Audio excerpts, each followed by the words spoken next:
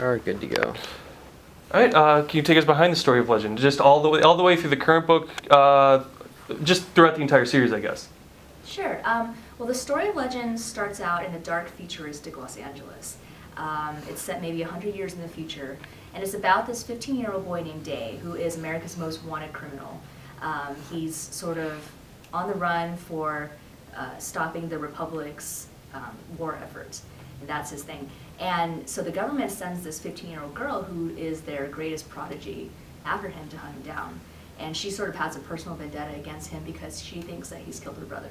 So that's the basic plot of the first one. They're sort of uncovering a lot of mysteries behind the Republic and what's making this new government run.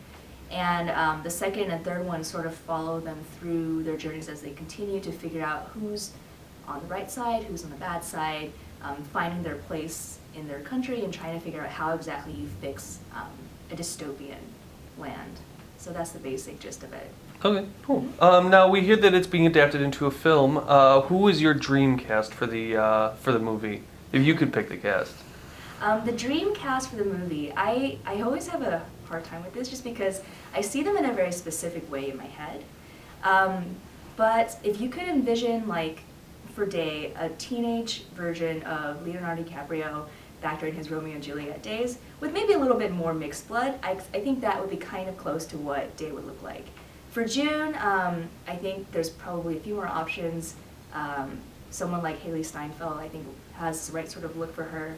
And there was only one character that I wrote with an actor in my head when I was doing it, and that was Mateus, who's June's older brother.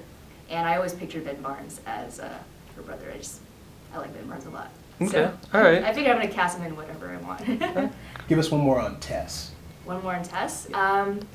Tess, I think someone like Elle Fanning would fit really well for Tess. She kind of has the right innocent look, the cherubic face, and I think that fits Tess's personality pretty well. Okay, cool. Yeah. A few of our fans, they're like huge, big on like the bands like Big Time Rush or One Direction or anything like that. Could you see any of the One Direction members being like, possibly in the movie? Like Harry, do you think Harry Styles? I like that you have pictures of you.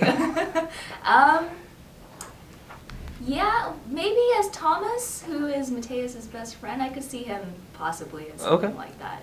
It's a possibility. All right. I wouldn't say no. Ross Lynch's Day, do you think that's possible? Possibly. Makeup can do a lot of things, so we'll see.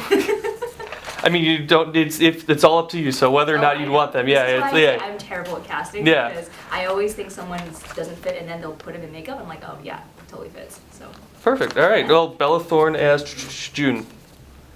Yeah, maybe with the right hair color and right makeup, I think she could totally fit. Okay. Sorry, I'm terribly. No. It's No. Reaction move on is now to the next best. question. Okay. Your reaction is, Okay. is incredible. All right. Okay. Now, when you're not writing, what do you do in your spare time? I draw a lot because before I was a full-time writer, I was an artist in the video game industry. So I find that when I'm not writing, I tend to be doing something else in the creative mediums, and I tend to draw. I like to sketch my characters, just sketching in general. I like to draw cartoons, things like that. Otherwise, I play a lot of video games. I watch a lot of TV. Right now, my obsession is Game of Thrones. And do not very physical things. That's my life. All right. Now, this is more of a personal question for me then. What games did you work on? Well, I was working at Disney Interactive Studios, so I worked a little bit on Club Penguin, which is like a kid's online social game, and something called D-Gamer, which back then was something that connected all of Disney's games with this little avatar system where you could create your own little Disney character. So that's what I was working on there. And then after that, I left Disney to work on a couple of small social games. Cool. Awesome. Now, are there any other stories that you have planned out for the future? Maybe ones that aren't connected to the Legend series? I do. I do have a couple of ideas lined up, and right now I'm working on a new fantasy series. Fantasy has always been one of my favorite genres next to sci-fi, so I think that's what I'm pursuing next. Cool. Awesome. Now, are there any personal favorite book series that you have done by other authors? Oh my God! I have so many favorite books by other authors. When I was a kid, I read almost exclusively fantasy and sci-fi. So I read Brian Jakes' Redwall series. That was one of my favorites growing up. I loved all of the traditional fantasies like Lord of the Rings and The Wheel of Time, Terry Brooks's books, things like that. I read Ender's Game and Ender's Shadow and loved those. So those were some of my favorites growing up. Right now, I'm loving a lot of the young adult fantasy that's coming out. Two series that I'm loving are Shadow and Bone by Leigh Bardugo and the Girl of Fire and Thorns series by Ray Carson. Like, they're both really, really awesome. Cool. Awesome. Now, I like knowing where inspiration comes from, so like ideas just, they don't come out from nowhere. So where did you get the idea for the Legend book series? The idea for Legend came about when I was watching the old movie version of Les Miserables on TV one day, and I wasn't really thinking about anything in general until I realized all of a sudden that it would be really fun to do a teenage version of Les Miserables, like a teenage criminal versus detective dynamic. So that's where the original seed for Legend came. Awesome. Cool. And then like Yeah. the setting just come from, you're living in Los Angeles, so you want to do it in Los Angeles? Partly, yeah. Well, the setting for Legend came about probably because I was in LA and it would be easy to research LA since I can just drive around the city. And I also saw this article online that simulated what the world will look like if all of our freshwater ice melted and the oceans rose by 100 meters. And it was just a really fascinating map to see because like all of the southeastern United States was completely underwater. And in California, we had this huge lake that stretched from LA all the way up to San Francisco. And I just thought it would be really fun to destroy LA. So I thought, oh, this is perfect. I'm going to use this map and this is my setting for my futuristic Earth. And I just wanted to flood downtown. And LA is a little bit dystopian in some way. And I mean, you walk down LA streets, you see like absolute wealth next to complete poverty. It's like a very, very interesting dynamic here in the city. And that very much went into the setting of Legend. Cool. And where did the character ideas come from? The characters for Legend came sort of haphazardly from all over the place. I just tend to take a lot of bits and pieces of people I know in real life and put them into bits and pieces of the characters. I don't remember exactly what inspired Day. I know that June came partially from the idea of Sherlock Holmes putting her into a teenage girl form and playing with that idea. The character that was most like myself, though, is Tess, who is pretty much me when I was in high school, just very shy and a little bit insecure, and so I sort of identify with her the most. Awesome. Cool. Now, for every idea that like makes it into a book, there has to be like 40 that just didn't make it and that are on the cutting room floor. Are there any ideas that you cut out from the book that just couldn't make it in? From Legend, there were definitely a few scenes that didn't make it in. The very first draft had a very different ending than the final draft did. And there was one scene that I kind of regretted cutting out, but it didn't really fit with the flow of the story, and that was one where June puts on this scuba suit and she goes underwater to go diving in the ruins of the old Los Angeles to see what old artifacts she could find, and she ends up finding these like old computer chips from our time. But it was so ridiculous that it didn't really fit in with the story, so I had to cut it. Okay. All right.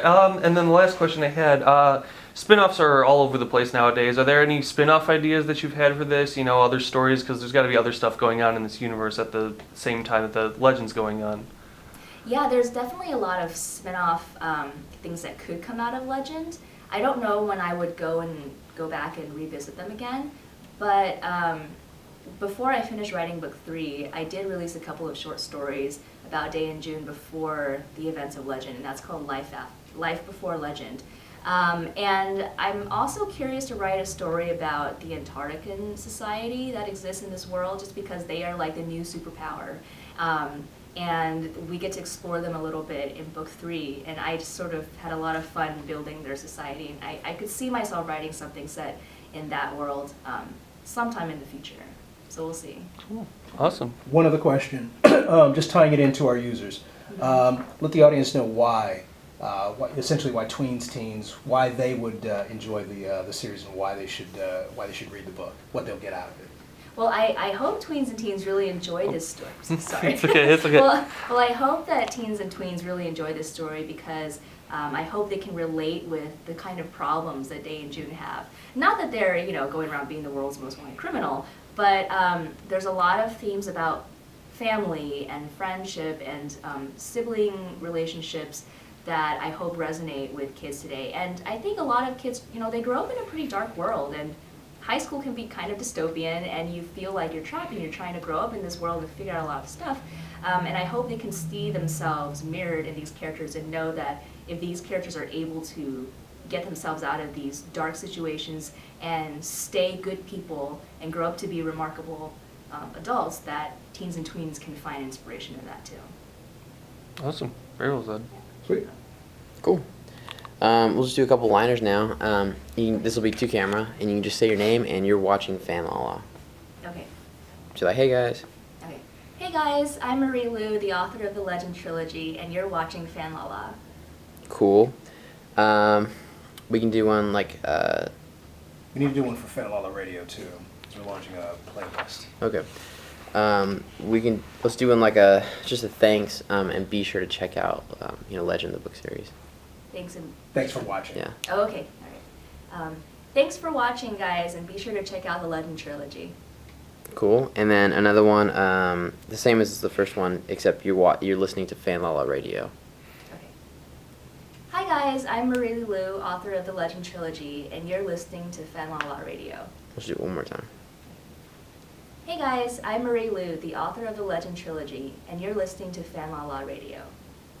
Cool. Sweet. That's it. Cool. Yeah.